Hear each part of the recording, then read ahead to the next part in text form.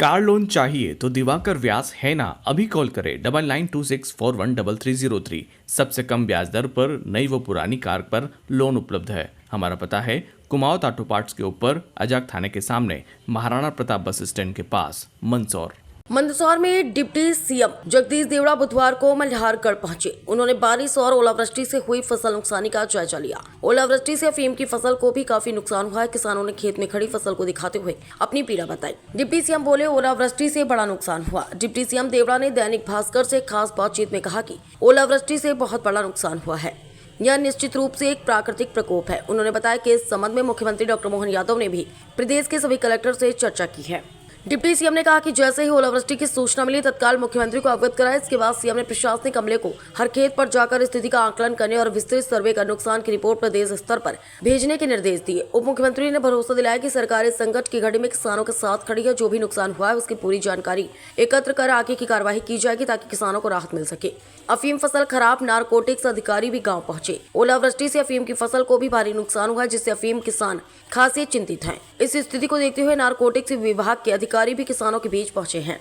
Deputy CM ने कहा कि यदि आवश्यकता पड़ी तो राज्यसभा सांसद और मुख्यमंत्री के माध्यम से यह मुद्दा दिल्ली तक भी उठाया जाएगा ताकि किसानों के हित में निर्णय हो सके। जब उप मुख्यमंत्री देवड़ा मल्हारगढ़ विधानसभा क्षेत्र के प्रवास के दौरान ग्राम सुठोत में एक सड़क दुर्घटना में घायल व्यक्ति और महिला को देखकर उप मुख्यमंत्री जगदीश देवड़ा ने अपना काफिला रुकवाया। उन्होंने घायल से कुशल क्षेम जानी और अपने काफिले में लगी एम्बुलेंस से घायलों को अस्पताल भिजवाया।